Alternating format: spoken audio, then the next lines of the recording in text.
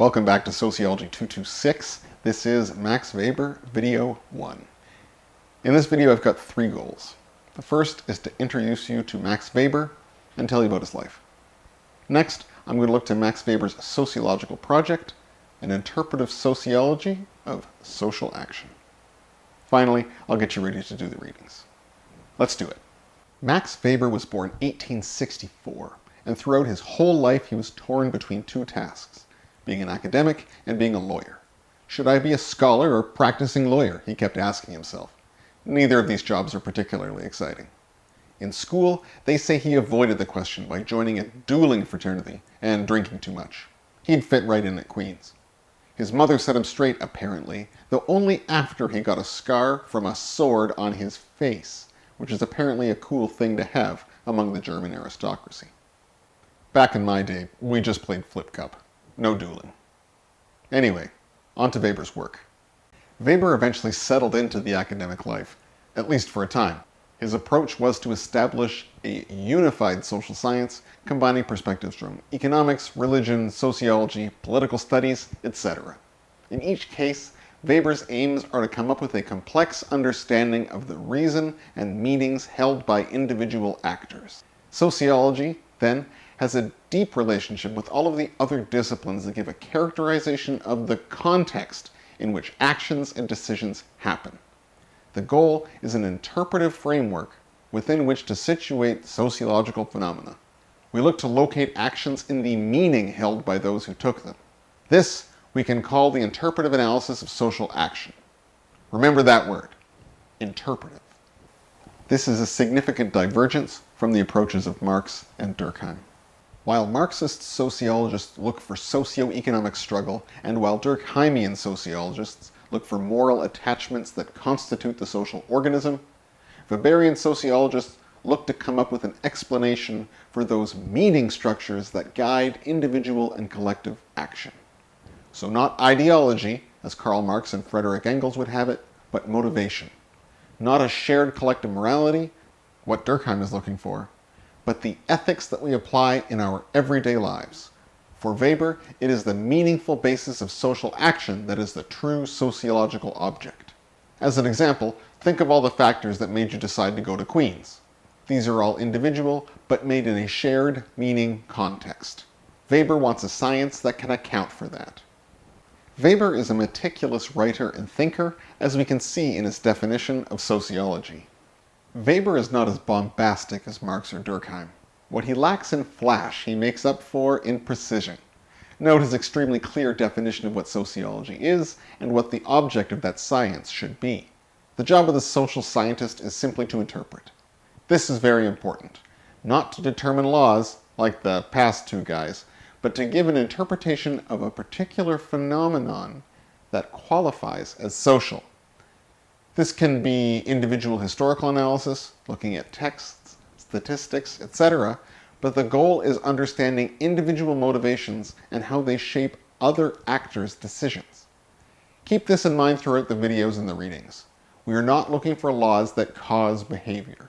We are trying to explore the meaning and motivation behind that behavior. This is a much more humble enterprise than that of Marx or Durkheim. They want laws.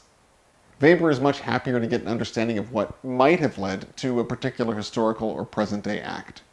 Even though he isn't looking for laws, he is still very meticulous about the process of doing sociology, as you see in his writing. Let's look to Weber's understanding of social action, crucial for this sociological approach. We call the Weberian method interpretive because the point is to interpret phenomena according to a scheme that makes its meaningful basis available to us. Sometimes we call this method hermeneutic, based on the interpretation of sacred texts. Rather than study the intricacies of the Bible, though, we are studying the intricacies of meanings that people attach to things and what causes them to act the way they do. Thus, Weber's definition of social action. Sociology follows social action, defined as such.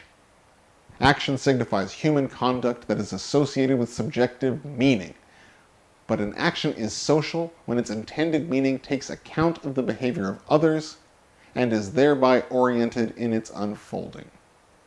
The point of Weberian sociology is not to come up with its own method that is distinct from economics or psychology.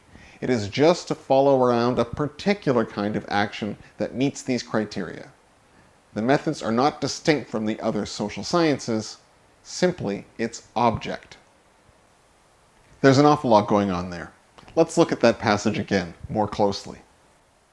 First, the focus is on meaning, the importance attached to various entities by those who perform action in and amongst them.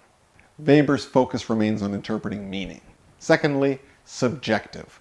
The terms subjective or references to the subject are going to come up again and again throughout the course and the department's course offerings. In sociology, we use the term in three very important senses. First, linguistic. Think about the subject of a sentence. This is the use of subject in the grammatical sense. Consider the statement, "The king is bald." The king is the subject of the sentence, and his lack of hair being the predicate. When we talk about subjects, we are talking about the signification of a particular type of being under discussion. In this case, royalty. Next, philosophical. When we say to someone, "That's subjective," what do we mean? We mean that you have a particular viewpoint on the object in question, but that's just your opinion. Subjective is usually used here in reference to a particular take on something, but a very personal one. It's just a personal opinion. Not shared, not universally true, but restricted to you. In this sentence, consider the statement, "I believe the king looks good bald." This is an opinion held by me in search of verification. Until then, it is subjective. Is the king a 6 or an 8? I don't know. Until we do, subjective. Finally, political. The king, bald as he may be, is also in charge. I am one of the king's subjects if I live in his kingdom. He gets to tell me what to do, and if I know what's good for me, I do it. Remember the subject: linguistic, philosophical, political. This use leans towards the philosophical one. Meanings are subjective because they are not objectively so. The meanings are affixed to them by historically situated actors. They vary. Meanings change with those who are so situated. I'm going to beat this into the ground so that you never forget it. Social action is the culmination of when A, people make up meanings together, and B, interpret the meanings of others when making up their minds to do things. 1. Meaning. 2. Subjects. 3. Social action. Our job is to take all of the information we have, historical, economic, psychological, and put them to work to interpret social action. Let's explore the method Weber uses to analyze situated action. First, we have an issue. If the goal of social science is understanding, we have a significant methodological problem. How do I place myself in the shoes of another and know with any certainty that I have the same meaningful thought process as they do? Let's use Weber's example. How can I know what caused Julius Caesar to act like Julius Caesar? Well, ultimately I can't. One's history or even personality are far too complicated to simply reduce to a single variable or a single sentence. What we can do is describe the structure of Caesar's action in comparing him to other Roman emperors, about the power they collectively wielded, the books they read, the fears they wrote about, and so on and so forth. While we don't have a complete description of Caesar's psychology, we can situate his action against an historical backdrop and the kinds of political capabilities that Roman emperors had. We can get a picture of his headspace. Is all of this 100% true, eternally, and a complete picture of Caesar? No, and to ask for anything more than that is hubris. We get a pretty good idea. This, then, is Weber's humble solution. Is it definitive? No. Do we know fully whether this corresponded to their reality? Also no. But here we have, again, a very different way of thinking about the role of sociology. Sociology is, as we've already seen, the interpretation of meaningful action structures made in concert. Weber's writing, as you'll see, is meticulous, but his conclusions are contingent. Marx and Durkheim want laws. He wants a more humble story about motivations.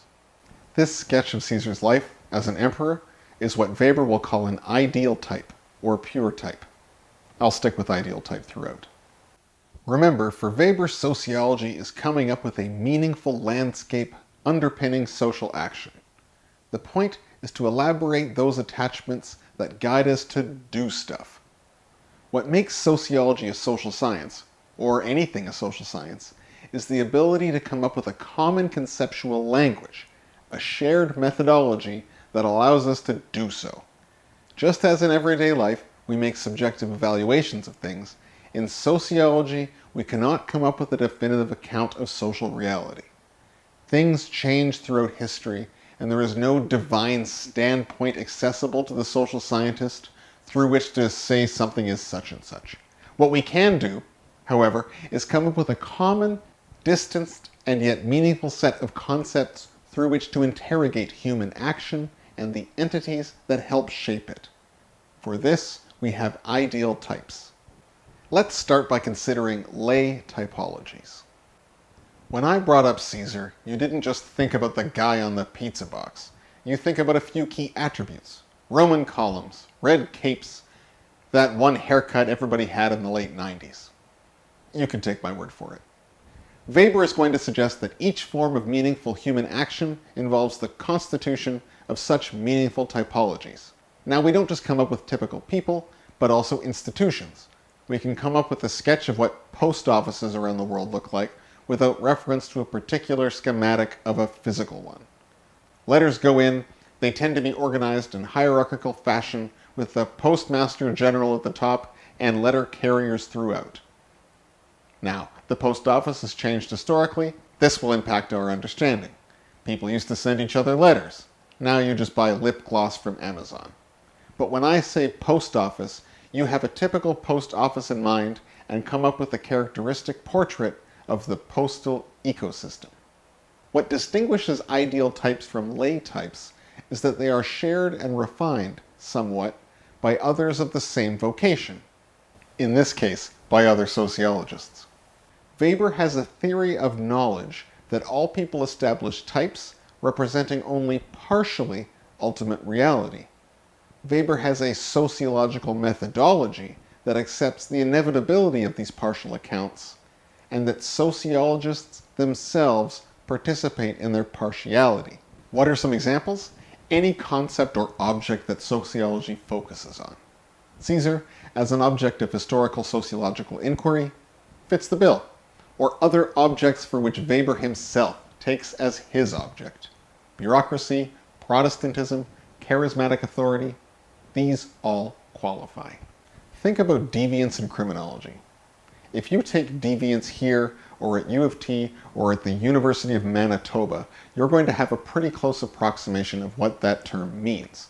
Those in the same vocation, criminologists, have come up with a shared vocabulary to talk about that sociological phenomenon. This is an ideal type. Marx, Durkheim, and Weber often get lumped together as the big three sociologists. Let me compare them before ending this video. We can now see where Weberian sociology fits into the bigger picture along Marx and Durkheim. We go from economic factors to social facts and moral order to a more humble type of interpretation of the causes of action. Make no mistake, the social scientist is methodical, but she understands that her analysis is only a partial take on things understood as social facts. To capital and suicide, we add Weber's Economy and Society.